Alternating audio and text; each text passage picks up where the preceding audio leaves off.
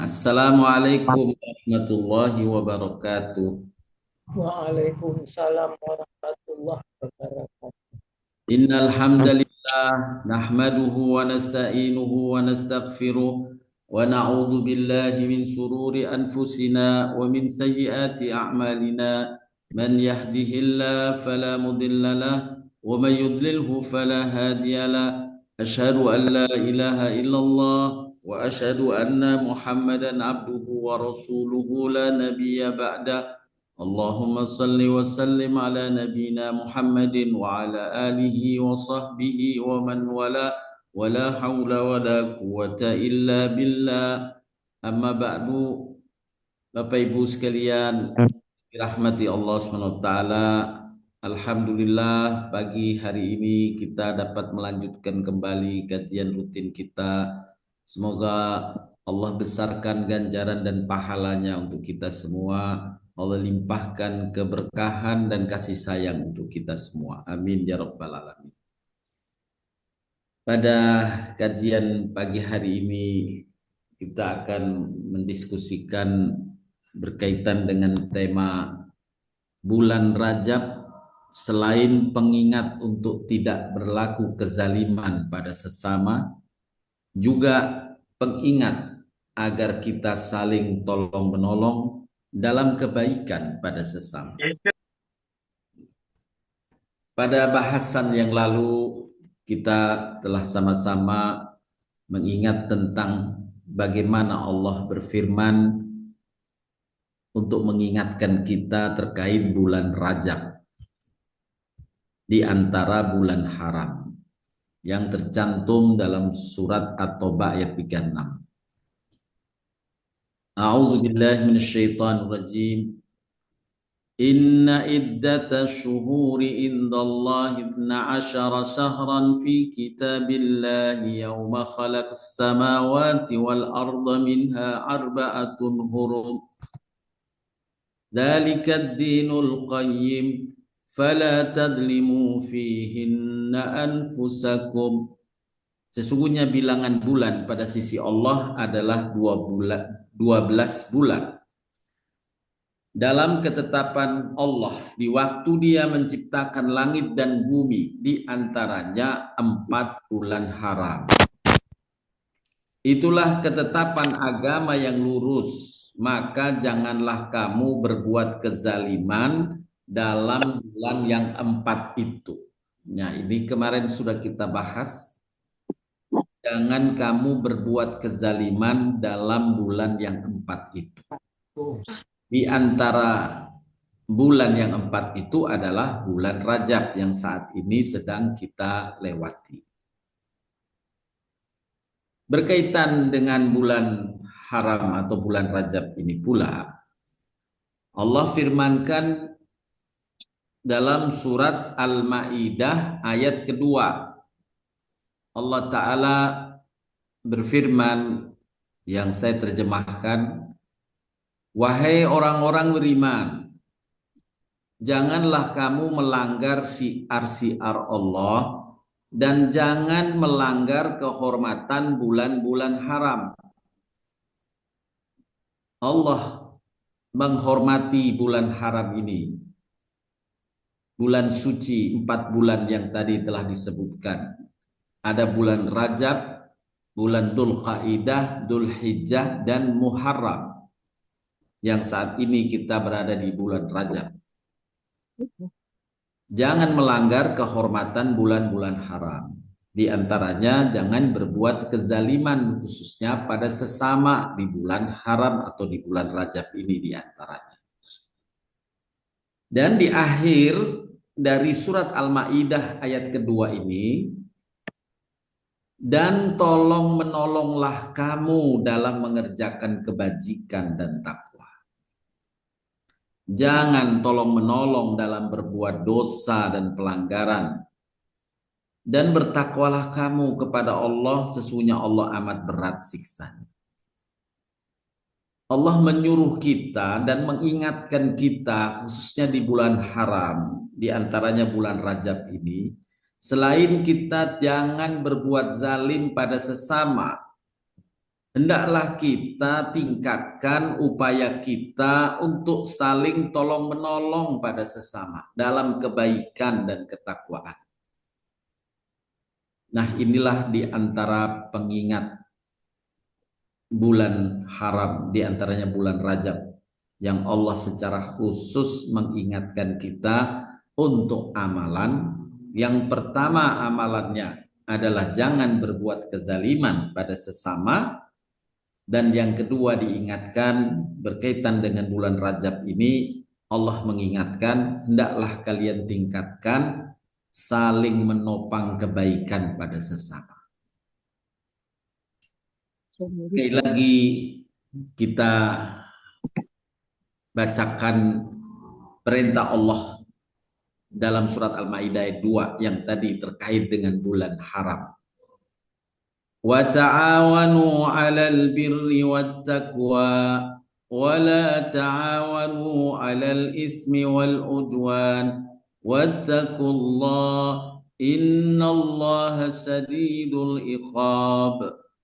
Dan tolong menolonglah kalian dalam kebaikan dan ketakwaan. Dan jangan tolong menolong dalam berbuat dosa dan pelanggaran. Bertakwalah kamu kepada Allah, sesungguhnya Allah amat berat siksanya. Allah mengingatkan, jika tolong menolong dalam berbuat dosa pelanggaran, azabnya itu berat. Bapak Ibu sekalian yang dirahmati Allah Subhanahu wa taala, di antara sifat takwa yang dijelaskan dalam ayat ini, dalam tafsir, bertakwalah kamu kepada Allah, di antaranya dengan amal saling menolong dalam kebaikan dan ketakwaan, menopang kebaikan pada sesama, pada orang lain, pada keluarga, pada sahabat, pada tetangga, dan orang-orang bahkan yang tidak dikenal. Itu adalah ciri keutamaan orang bertakwa. Oleh karenanya kita diingatkan khususnya di bulan Rajab ini untuk evaluasi diri agar kita bisa menegakkan amal ketakwaan yang utama ini, di antaranya saling menopang dalam kebaikan dan ketakwaan dan menghindari menopang keburukan dan dosa. Selanjutnya Bapak Ibu sekalian yang dirahmati Allah Subhanahu wa taala. Allah mengabarkan pula tentang pahala amalan menopang kebaikan, mensupport kebaikan, tolong menolong dalam kebaikan. Dalam surat An-Nisa ayat 85 Allah taala berfirman, a'udzubillahi minasyaitonirrajim. Man yasfa' safa'atan hasanatan yakul lahu nasibum minha. Wa man yasfa' safa'atan sayyi'atan yakul lahu kiflu minha. Wa kana Allahu ala kulli syai'in muqita. Barang siapa yang memberikan pertolongan yang baik, niscaya ia akan memperoleh bahagian pahala daripadanya. Dan barang siapa yang memberi pertolongan yang buruk, niscaya ia akan memikul bahagian dosa daripadanya. Allah Maha Kuasa atas segala sesuatu. Inilah penjelasan berkaitan dengan ganjaran amal yang Allah perintahkan, saling menopang kebaikan, mensupport kebaikan orang lain. Dari ayat Al-Maidah ayat kedua tadi yang memerintahkan agar kita selalu menopang kebaikan orang lain dan tidak saling membantu dalam perbuatan dosa dan pelanggaran, juga gambaran pahala yang Allah jelaskan dalam surat An-Nisa 85 di atas. Dapat dipahami bahwa tolong menolong dalam kebaikan meraih pahala yang besar. Para ulama menjelaskan bahwa bukan saja mendapat pahala karena mengajaknya atau mendapat dosa karena mengajaknya, tapi ia akan mendapat pula pahala amalan orang yang diajaknya. di copy paste pahala orang tersebut dan diberikan kepada orang-orang yang menopangnya. Walau effort untuk supportnya itu relatif kecil.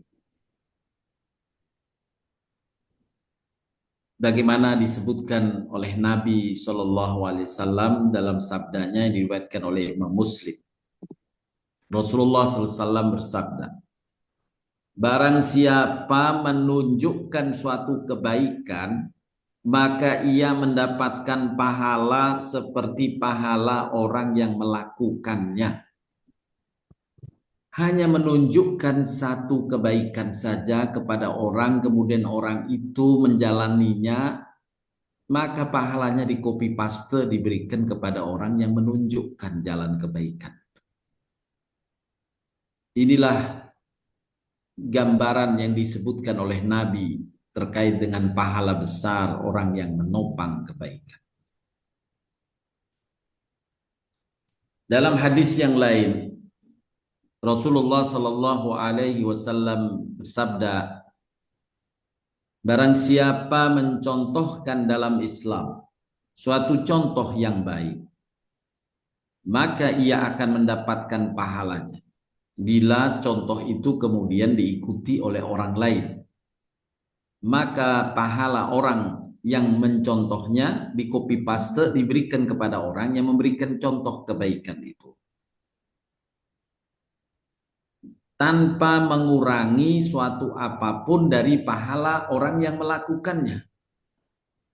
Inilah yang dapat difahami saat ini dengan copy paste. Tidak mengurangi pahala orang yang di copy tadi.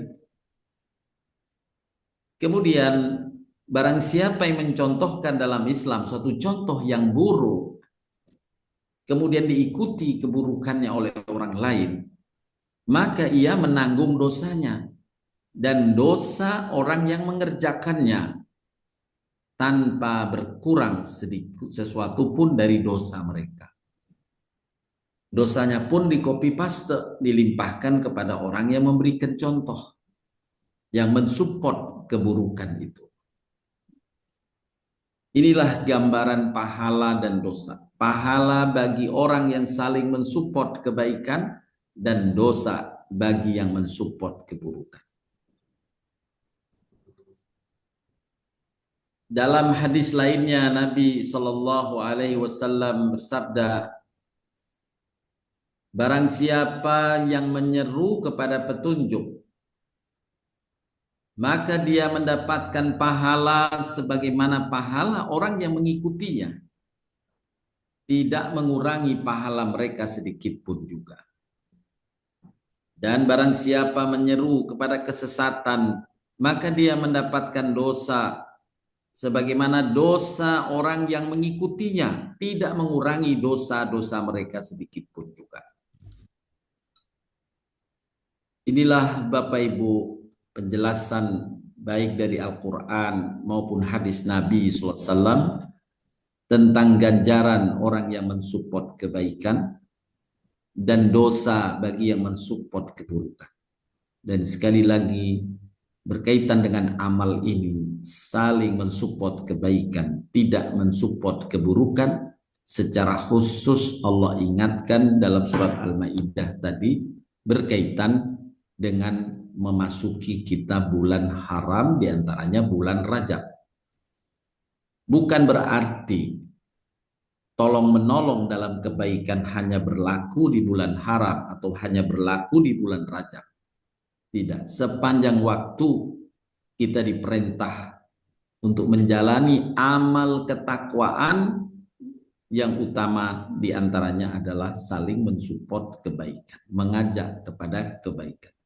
Tawasau bil haq, saling berpesan dengan kebaikan dan kebenaran. Nabi Shallallahu Alaihi Wasallam bahkan bersabda, orang yang menunjukkan sesama kepada kebaikan, ia bagaikan mengerjakannya. Menunjukkan saja seperti ia mendapatkan pahala mengerjakannya. Menunjukkan kebaikan maknanya adalah mensupport orang lain dalam melakukan amal kebaikan dalam berbagai bentuknya. Kalau menunjukkan saja sudah dihitung bagian dari supporting, apalagi sampai melebihi dari sekedar memberi petunjuk, memfasilitasi, ya, mendorongnya, memberi semangat dan sebagainya, maka itu semua bagian dari amal-amal supporting. Lebih lanjut, Imam Nawawi rahimahullah berkata dalam Syarah Sahih Muslimnya, aliran pahala orang yang menolong kebaikan akan tetap mengalir selama kebaikan itu terwujud. Subhanallah. Akan tetap mengalir selama kebaikan itu terwujud. Demikian pula arilan dosa akan terus diembankan selagi perbuatan dosa itu terwujud, baik karena petunjuk atau karena contoh yang diberikan atasnya, baik ketika yang memberi petunjuk masih hidup atau bahkan sudah meninggal sekalipun, pahalanya tetap mengalir. Kalau itu dosa, dosanya pun tetap mengalir. Oleh karenanya hendaklah kita diingatkan saling support dalam kebaikan dan hindari mensupport keburukan. Sebagai contoh misalnya Bapak Ibu, kita mensupport dengan memberikan Al-Quran kepada seseorang misalnya, yang kita tahu orang tersebut memang rajin membaca Al-Quran. Maka ketika Al-Quran itu kemudian dimanfaatkan oleh orang yang diberi, dia membaca berulang, maka setiap orang tersebut membaca Al-Quran dari Al-Quran yang dihadiahkan tadi, yang menghadiahkan Al-Quran akan terus mendapatkan pahala. Oleh karenanya Ibnu Hajar Al-Asqalani pernah berpesan, aku berharap walau di malam hari aku sedang tertidur, pahala membaca Al-Quran tetap dialirkan kepadaku, tetap mengalir dan diberikan kepadaku. Maka sahabatnya bertanya, wahai Imam Ibnu Hajar, bagaimana kita tidur kok pahala membaca Quran kita dapat? Bukankah aku berharap dengan Quran yang aku hadiahkan pada seorang yang aku mengetahui dia rajin membaca Quran itu di malam hari, maka aku berharap saat aku tertidur orang itu membaca Al-Quran dari Al-Quran yang aku hadiahkan. Maka ketika ia membaca Quran dari Al-Quran yang aku hadiahkan, aku tergolong hamba yang mensupport kebaikan. Dan sebagaimana tadi dijelaskan dalam hadis maupun Al-Quran, siapa yang mensupport kebaikan, di copy paste pahala dari amal kebaikan itu dibagikan pula kepada orang yang mensupportnya. Padahal ini masih hidup, dapatnya tertidur. Nah itulah tadi digambarkan, walaupun ia meninggal tetap saja pahala itu mengalir. Inilah ganjaran pahala saling mensupport kebaikan.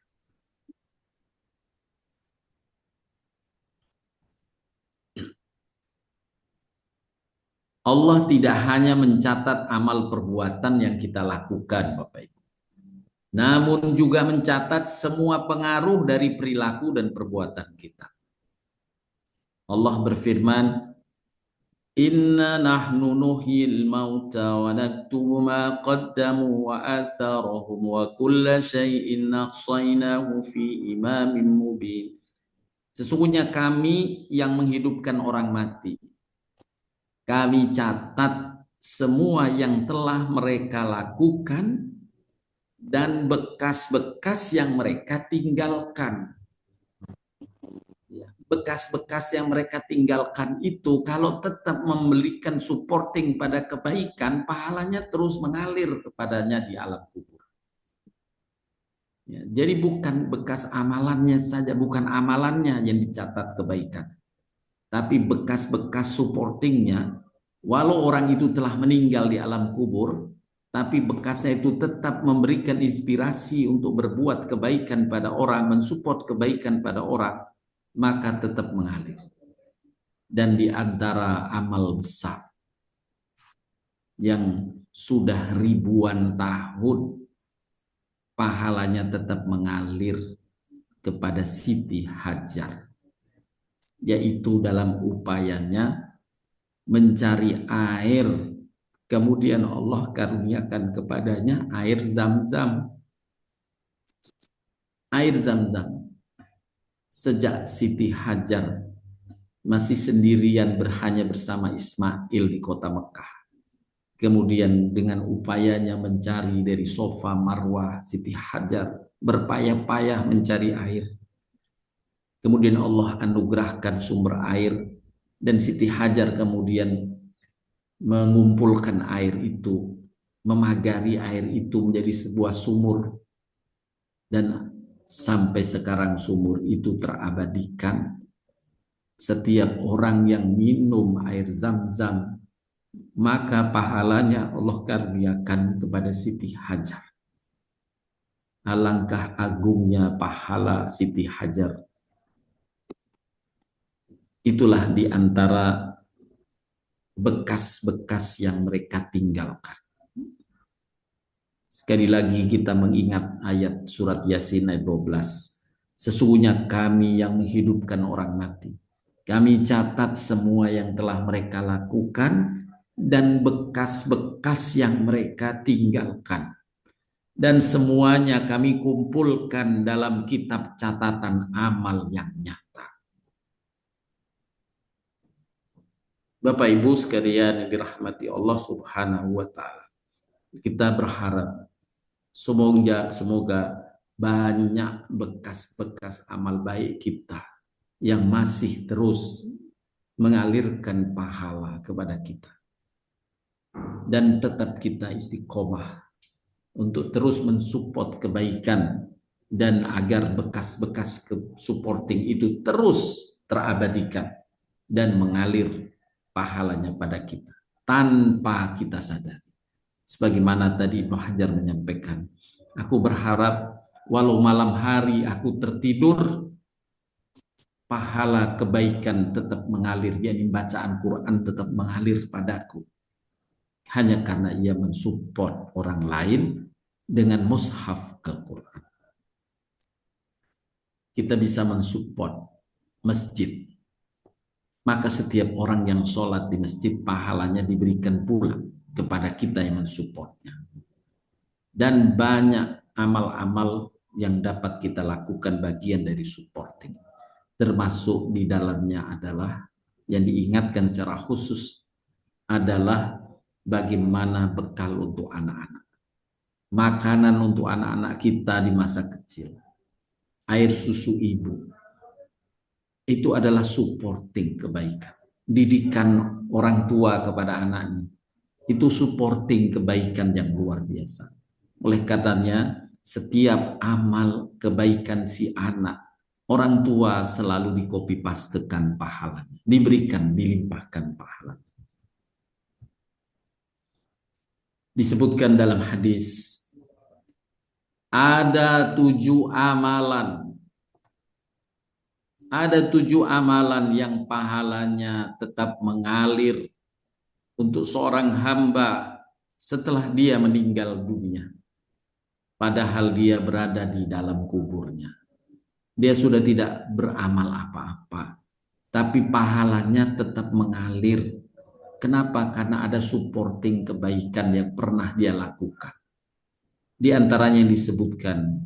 Yang pertama, orang yang mengajarkan ilmu. Yang kedua, orang yang mengalirkan sungai. Yang membuat sungai, mengalirkan sungai.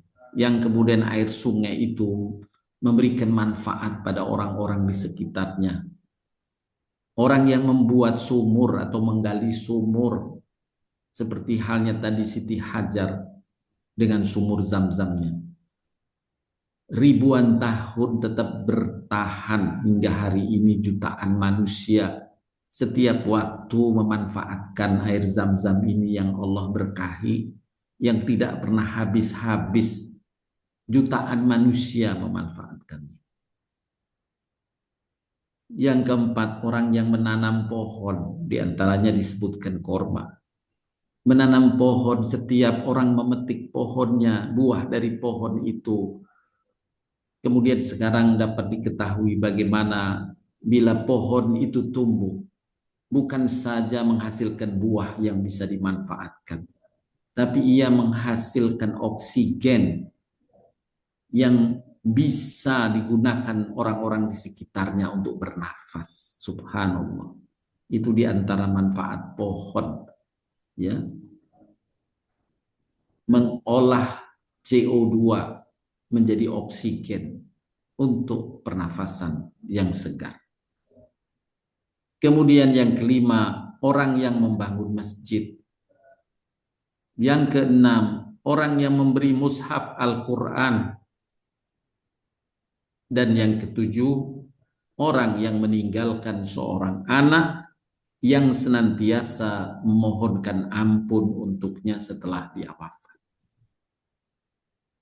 Bapak Ibu, hendaklah kita juga terus berbuat kebaikan kepada orang-orang, di antaranya orang tua kita yang mungkin telah tiada. Tetaplah mengalirkan pahala untuknya dengan memohonkan doa, ampunan, maghfirah kepadanya. Ini diingatkan oleh Nabi tentang amal-amal supporting yang terabadikan. Walau orang itu telah tiada, tetap mengalir pahalanya. Jika seorang meninggal, terputus amalannya kecuali 3. Sedekah yang terus mengalir pahalanya, ya semisal membangun masjid atau ikut kontribusi masjid dan sebagainya, banyak amal-amal lainnya, ilmu yang bermanfaat, dan anak soleh yang mendoakannya. Ini diantara amal-amal supporting kebaikan pada sesama. Orang yang menolong orang lain untuk beribadah kepada Allah Ta'ala akan mendapatkan pahala yang sama. Dalam hadis Imam Bukhari dan Muslim, Rasulullah SAW bersabda, "Man jahaza ghaziyan fi sabilillahi faqad khaza, wa man khalafa khaziyan fi sabilillahi bi khairin faqad khaza." Barang siapa yang membantu perlengkapan orang yang berjihad di jalan Allah, maka sungguh dia juga telah ikut berjihad. Dan barang siapa yang membantu keluarga seorang yang berjihad di jalan Allah dengan suatu kebaikan, maka dia juga telah ikut berjihad. Subhanallah. Ini contoh dalam hadis bagaimana pahala supporting kebaikan. Dalam riwayat disebutkan oleh Imam Tobari penjelasan tentang hadis di atas. Dalam hadis di atas dapat dipahami bahwa setiap orang yang menolong seorang mukmin dalam melaksanakan satu amalan kebaikan, maka orang yang menolong tersebut mendapatkan pahala seperti orang yang mengamalkannya. Keutamaan beramal untuk kemaslahatan kaum muslimin dan anjuran bagi kaum muslimin untuk membantu orang yang melakukannya. Imam Nawawi menyebutkan bahwa dalam hadis di atas ada motivasi untuk berbuat baik kepada orang yang melakukan satu amalan demi kemaslahatan kaum muslimin atau melakukan satu perkara demi kepentingan kaum muslimin. Ulama lainnya, Syekh Utsaimin berkata, pelajaran yang bisa dipetik dari hadis di atas, bahwasanya setiap orang yang menolong orang lain dalam melaksanakan ketaatan kepada Allah, maka dia akan mendapatkan pahala yang sama dengan orang yang ditolongnya. Jika engkau menolong seorang penuntut ilmu dengan membelikan buku-buku baginya, atau menyediakan asramanya, atau memberi infak padanya, atau semisal dengannya, maka engkau akan mendapatkan pahala seperti penuntut ilmu tersebut tanpa mengurangi pahalanya sedikit pun. Di copy paste sepenuhnya. Kita bisa bayangkan bagaimana upaya orang tua memberikan bekal kebaikan untuk anak-anaknya, yang sehingga anak-anak tersebut tumbuh dengan penuh kebaikan-kebaikan. Maka setiap kebaikan anak itu dikopi pastekan pahalanya diberikan kepada kedua orang tua yang mensupportnya. Itulah amalan kebaikan yang sangat besar pahalanya, yang Allah catat bukan saja amalan kita, tapi bekas-bekas amalan kita yang masih memberi support jejak pada kebaikan orang lain.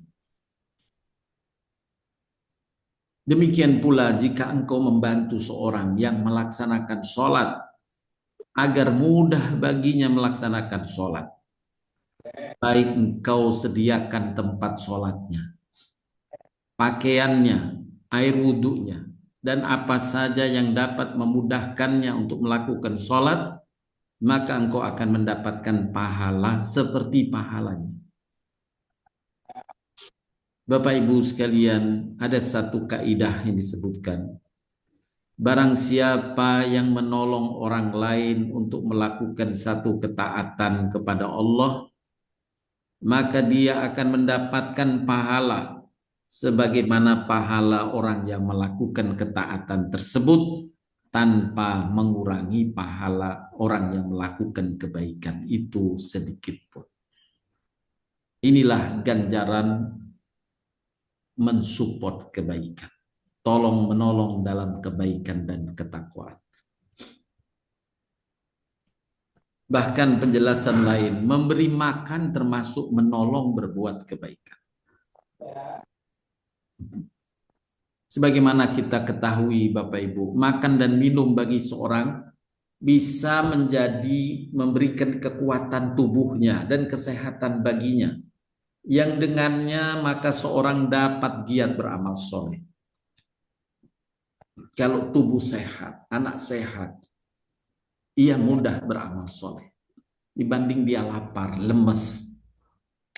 Ya, sebaliknya orang yang lapar, kurang gizi makanannya menyebabkan seorang menjadi lemah tubuhnya. Maka ia menyebabkan berat baginya melakukan kegiatan atau amalan.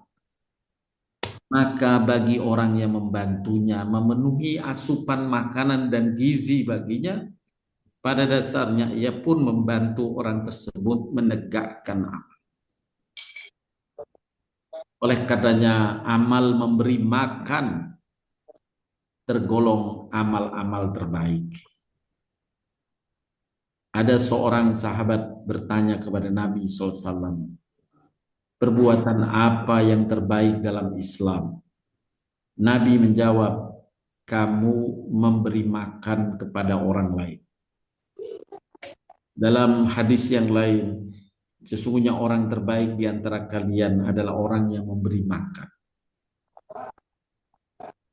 Juga dalam surat Al-Insan, Allah Ta'ala berfirman, wa yut'imuna at-ta'ama ala hubbihi miskinan wa yatiman wa asira. Dan mereka orang-orang yang berbuat kebajikan memberikan makanan yang disukainya kepada orang miskin, anak yatim, dan orang yang ditawan. Ini pujian Allah. Wa yut'imuna at-ta'ama ala hubbihi miskinan wa yatiman wa asira. Nabi SAW pun bersabda dalam hadis yang lain, barang siapa yang memberi makan kepada seorang mukmin hingga membuatnya kenyang dari rasa lapar, maka Allah akan memasukkannya ke dalam salah satu pintu surga yang tidak dimasuki oleh orang lain. Ada pintu surga yang Allah siapkan secara khusus sebagai penghormatan Allah kepada hamba-hambanya yang memiliki amal membuat kenyang orang lain, menyiapkan hidangan makanan untuk orang lain. Dia akan dimasukkan surga melalui pintu khusus ini. Ada pintu khusus untuk orang-orang yang berpuasa dan ada pintu khusus untuk orang-orang yang selalu mensupport kebaikan berupa mensupport makanan kepada orang-orang lain. Amalan memberi makan di tengah masa kesulitan atau kelaparan disebutkan dengan amalan mendaki dan sukar, yakni Aqabah dalam surat Al-Balad. Falaqtahamal aqabah wa ma adraka mal aqabah fakku raqabah aw it'amun fi yaumin dhi mashabah. Al-Balad. Maka tidakkah sebaiknya dengan hartanya itu ia menempuh jalan yang mendaki lagi sukar? Tahukah kamu apakah jalan yang mendaki lagi sukar itu? Yaitu melepaskan budak dari perbudakan atau memberi makan pada hari kelaparan, pada saat kelaparan. Dan memberi makan ini adalah bagian dari supporting kebaikan. Rasulullah bersabda pula, siapa memberi makan orang yang berpuasa, maka baginya pahala seperti orang yang berpuasa tersebut, tanpa mengurangi pahala orang yang berpuasa itu sedikit pun juga. Berdasarkan hadis ini, Imam Syafi'i berkata, aku berharap kemarin aku mendapatkan pahala 100 orang yang berpuasa. Ketika ditanyakan kepada beliau bagaimana bisa demikian, Imam Syafi'i menjelaskan, kemarin aku berpuasa untuk diriku, maka aku berharap aku mendapatkan 1 pahala orang yang berpuasa. Kemudian sore harinya aku berbagi buka pada 99 orang yang berpuasa, yakni menyiapkan makanan sejumlah 99. Maka aku berharap mendapatkan pahala mereka sebagaimana dijelaskan oleh Nabi SAW dalam hadis di atas. Jadi genaplah pahalanya menjadi 100 pahala orang yang berpuasa. Bagaimana dari ungkapan ini? Amalan kita sendiri hanya 1 pahala. Tapi dengan mensupport 99 orang yang berpuasa, kita dapat tambahan 99 pahala yang berpuasa. Jadi genap menjadi 100. Ternyata lebih banyak pahala yang kita raih dari upaya kita mensupport orang lain. Karena bisa menduplikat. Bila amalan kita sendiri terbatas, tapi dengan mensupport kita menduplikasi banyak. Kalau kita membaca Quran, kita dapat pahala bacaan Quran. Dengan kita membaca Quran, kemudian kita mensupport orang lain membaca Quran dengan berbagi mushaf, maka setiap orang yang membacanya, anggap 10 orang membaca, bagi pada saat yang sama ada 11 orang. Kita sendiri membaca, 10 orang yang kita support juga membaca, kita dapat 11 pahala saat itu membaca Quran. Inilah kiat yang Allah bukakan bagi kita untuk meraih pahala besar dengan mensupport kebaikan pada sesama. Juga termasuk supporting pada sesama yang besar pahalanya, memberi nafkah keluarga. Ini adalah bentuk topangan agar anggota keluarga dapat beramal kebaikan. Idza anfaqal muslimu nafaqatan ala ahlihi wa huwa yahtasibuha kanat lahu shadaqah. Apabila seorang muslim memberi nafkah kepada keluarganya dan dia mengharapkan pahala dengannya, maka nafkah tadi teranggap sebagai sedekah. Dalam hadis yang lain, harta yang dikeluarkan sebagai makanan untukmu dinilai sebagai sedekah untukmu. Begitu pula makanan yang kau beri pada anakmu, itu pun dinilai sedekah untukmu. Begitu juga makanan yang kau beri pada istrimu, itu pun bernilai sedekah untukmu. Juga makanan yang kau beri pada pembantumu, itu juga termasuk sedekah untukmu.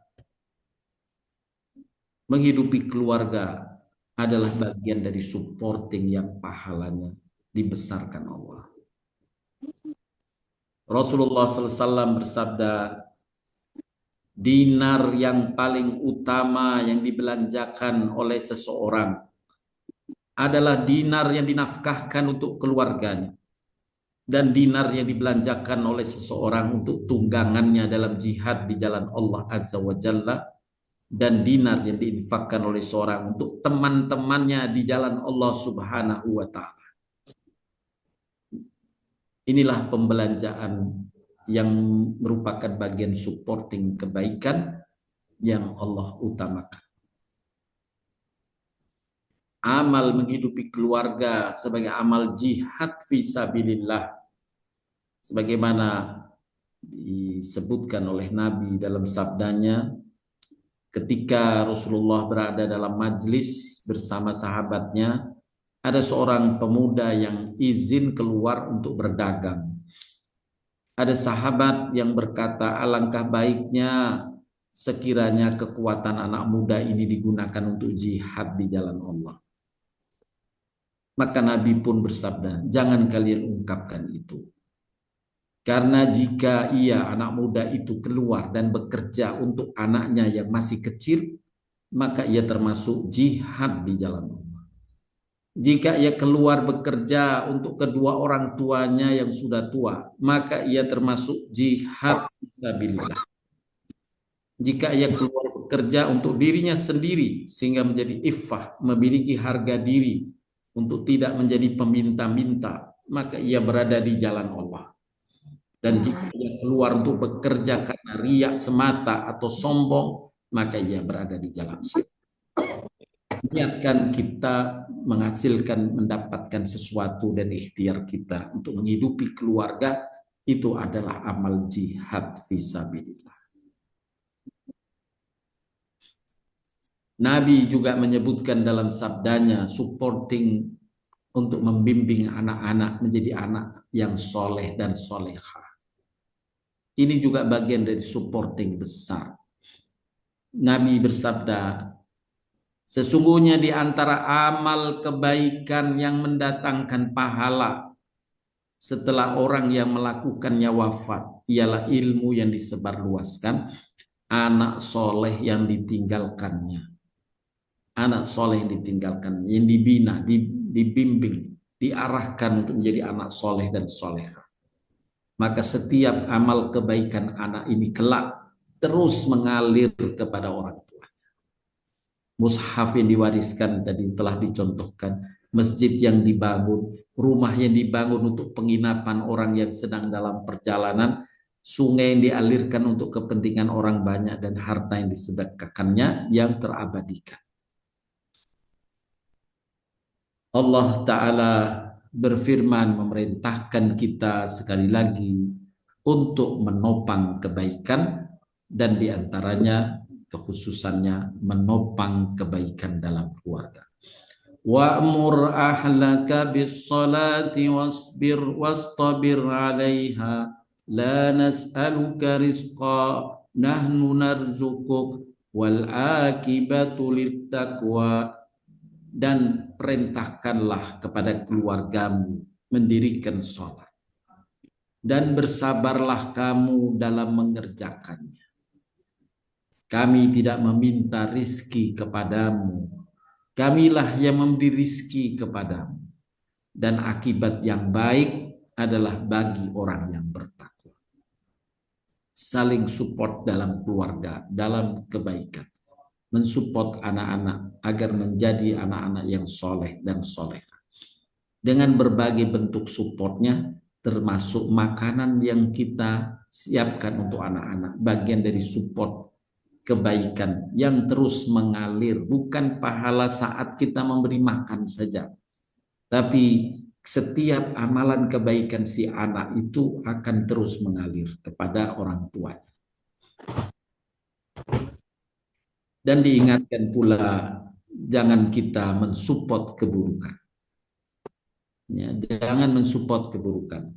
Sungguh Allah telah menurunkan kepada kamu dalam Al-Quran bahwa apabila kamu mendengar ayat-ayat Allah diingkari dan diperolok oleh orang kafir, jangan kamu duduk beserta mereka. Duduk di sini bagian dari supporting, sehingga mereka memasuki pembicaraan yang lain. Karena sebenarnya kalau kamu berbuat demikian, tentu kamu serupa dengan mereka, yakni mendapatkan dosa yang sama.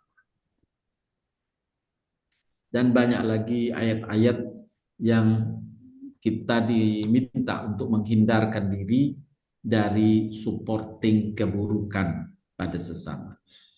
Mereka pada hari kiamat memikul dosa-dosanya sendiri secara sempurna dan dosa orang-orang yang mereka sesatkan. Menyesatkan orang lain, mensupport keburukan orang lain, kita dapat dosanya juga. Inilah yang diingatkan oleh Allah Subhanahu wa taala dalam surat Al-Maidah yang menjadi tema utama kajian kita pagi hari ini. Di bulan Rajab, Allah berfirman dalam surat Al-Maidah yang masih terkait dengan bulan haram. Pertama, kita dilarang berbuat kezaliman pada bulan haram, diantaranya bulan Rajab.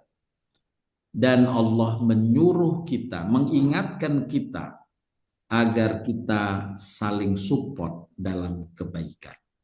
Sekali lagi kita ingat ayatnya, wa ta'awanu 'alal birri wat taqwa wa la ta'awanu 'alal ismi wal udwan wattaqullah innallaha sadidul iqab. Tolong menolonglah kalian dalam kebaikan dan ketakwaan. Dan jangan tolong menolong dalam berbuat dosa dan pelanggaran. Bertakwalah kamu kepada Allah, sesungguhnya Allah amat berat siksanya. Mari Bapak Ibu kita ingat dengan pengingatan Allah, khususnya di bulan Rajab, untuk evaluasi diri kita dalam memberikan supporting kebaikan pada sesama dan menghindarkan dari supporting keburukan pada sesama. Demikian yang dapat disampaikan, mudah-mudahan bermanfaat. Untuk selanjutnya saya serahkan kepada Bu Lili untuk memandu bila ada ingin mendiskusikan atau menanyakan terkait dengan hal ini. Jazakallah Pak Ustadz.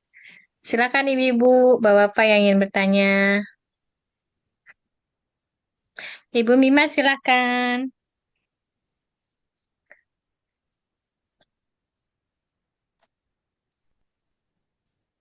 Sambil Ibu Mima mencari pertanyaan. Ustadz, saya mau bertanya tapi di luar ini Pak Ustadz. Silakan Bu. Pak Ustadz, ini kan waktu tanggal 7 Januari, kira-kira itu si Donald Trump kan bilang, saya akan menjadikan Gaza itu neraka.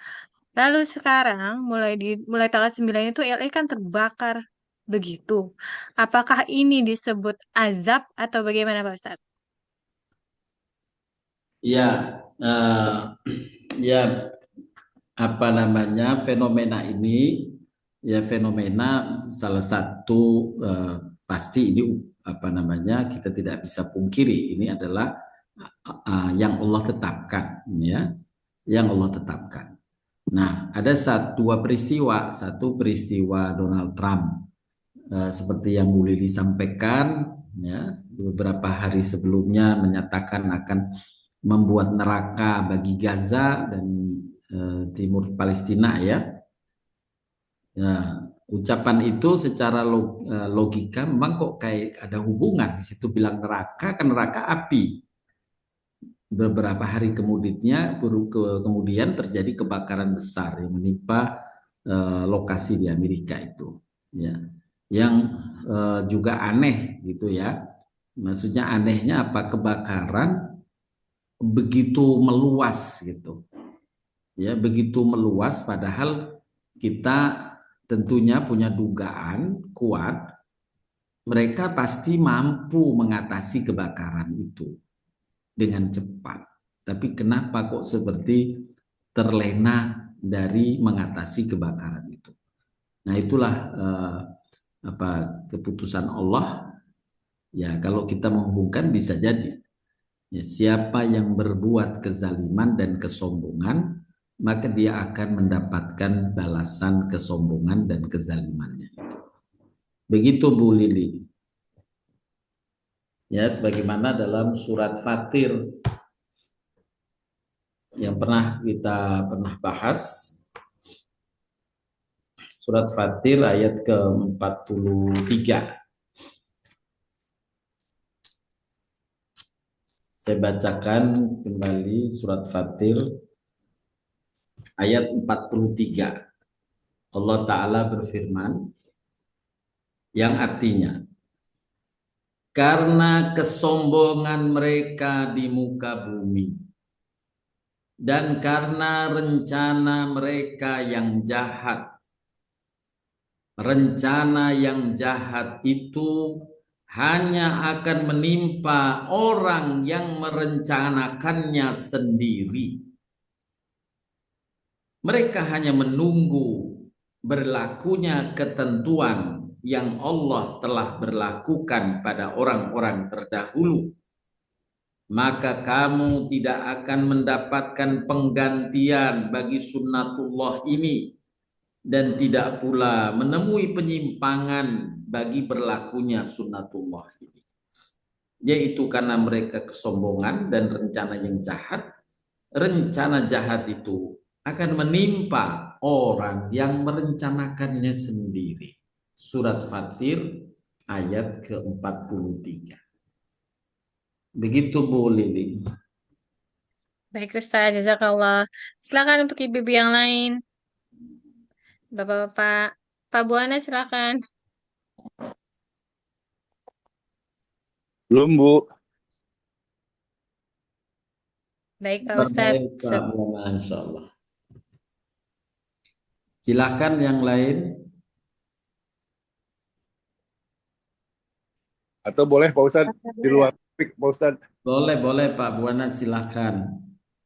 Pak Ustadz, mungkin sebagai informasi awal, saya kan sekarang bekerja di bidang transportasi, Pak Ustadz. Ya. Nah, bidang transportasi itu risiko terhadap kecelakaannya itu lebih besar dibandingkan dengan kerjaan sebelumnya. Ya. Nah, yang kami coba lakukan selain pencegahan untuk menanggulangi kecelakaan dari orangnya, dari alatnya, gitu ya, dari kendaraannya, dan dari regulasi-regulasi lainnya, kita coba lakukan juga yang hal-hal yang lain yang non teknis. Seperti halnya misalnya yang saya selalu ingat adalah hadis ya, kalau nggak salah Pak Ustadz ya, saya mohon maaf kalau saya salah, bahwa ke sialan tidak akan ketemu dengan sedekah, atau sedekah menutup kesialan. Kenapa Pak Ustadz? Ya, sedekah menutup gitu maksudnya. Iya, sedekah dengan sedekah menutup kemungkinan kecelakaan tersebut. Nah, ya kami sudah mencoba lakukan. Apakah itu kurang atau apakah itu terlalu kecil atau kurang waktunya, atau ada hal-hal yang lain Pak Ustadz yang secara non teknis misalnya, atau secara secara agama, apa yang bisa kita lakukan sehingga yang misalnya kodar buruknya itu bisa kita hindari dengan yang kita lakukan ke depannya gitu Pak Ustadz. Itu Pak Ustadz mungkin. Baik ya Pak Buana. Ya, banyak wasilah-wasilah untuk kita mendapatkan perlindungan dan keselamatan dari Allah SWT. Tadi diantaranya bersedekah, juga lafaz-lafaz zikir ya, saat keluar rumah misalnya dengan Bismillahi tawakkaltu 'alallah la haula wala quwata illa billah. Bisa Allah akan menjaganya ya sampai pulang kembali ke rumahnya Nah, itu lafaz-lafaz zikir bisa juga ditempuh selain sedekah, ya.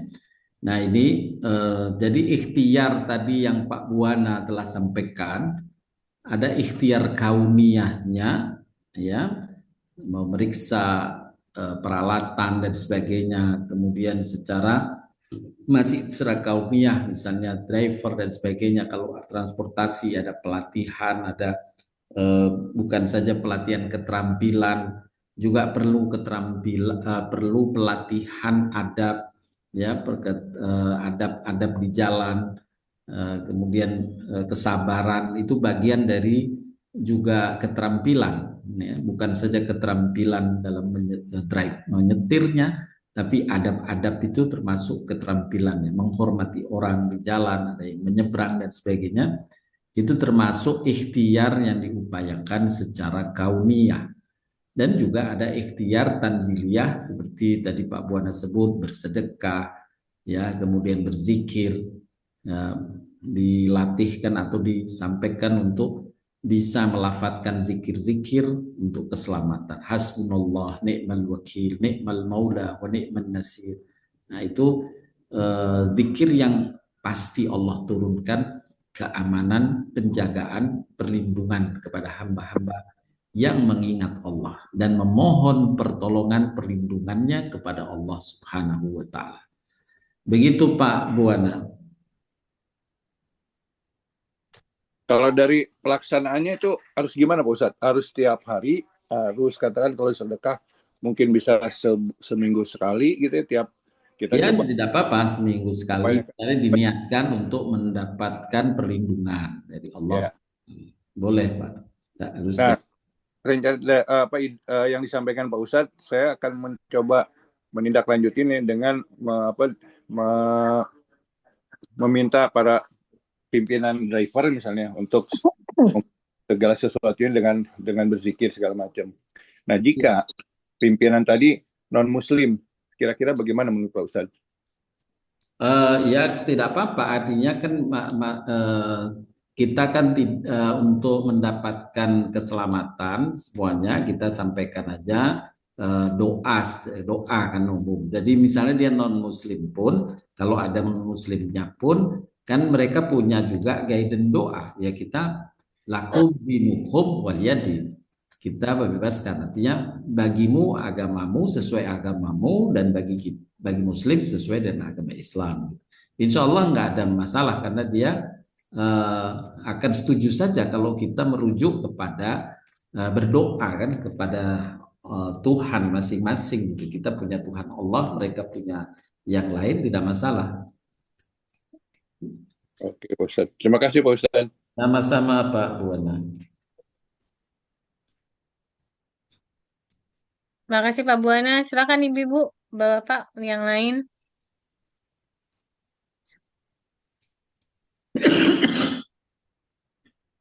Ustadz ada dari chat Pak Ustadz. Oh iya. Ustadz izin bertanya, bagaimana ya sikap kita jika ada yang mengambil barang milik hingga membuat kita kesal? Kesel maksudnya ya? Iya, Bukan kesel, bukan, lain kan? itu saya Pak Ustadz. Baik, ya, kalau kita dizalimi oleh orang, apakah kezaliman itu bentuknya cacian, kezaliman itu bentuknya perampasan, ya, atau contoh yang tadi diambil barang oleh orang, itu kalau kesel itu satu hal yang wajar, ya, manusiawi saja. Allah tidak menyalahkan kekesalan itu. Allah tidak menganggap dosa kekesalan itu. Ya, kalau itu bentuk kezaliman. Nah, tetapi Allah justru memberikan bonus besar.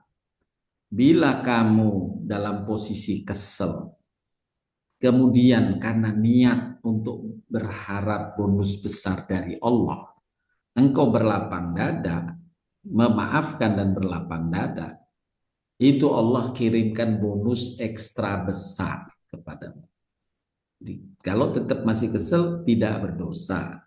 Tapi kalau kita kemudian memaafkan dan berlapang dada, ya, selama tidak membuat kita kemudian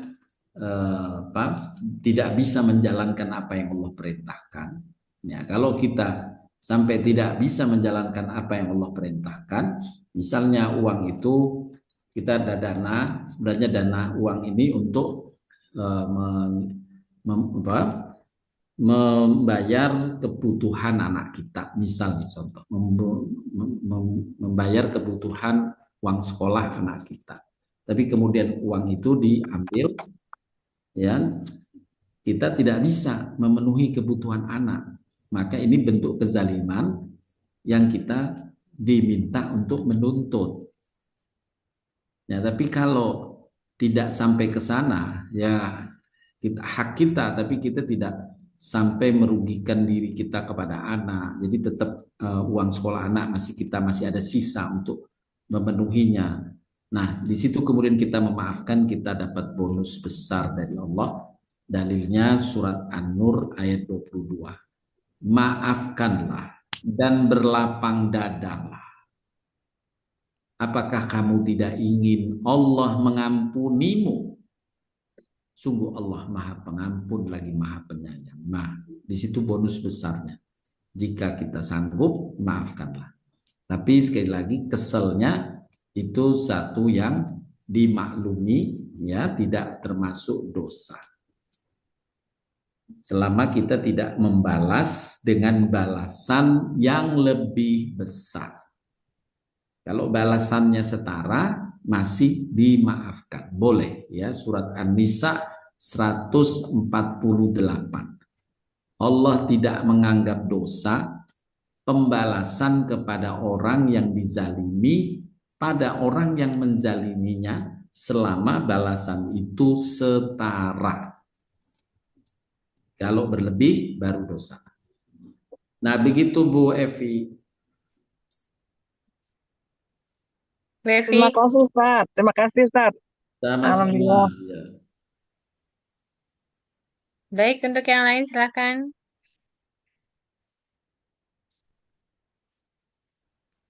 Belum ada lagi Pak Ustadz.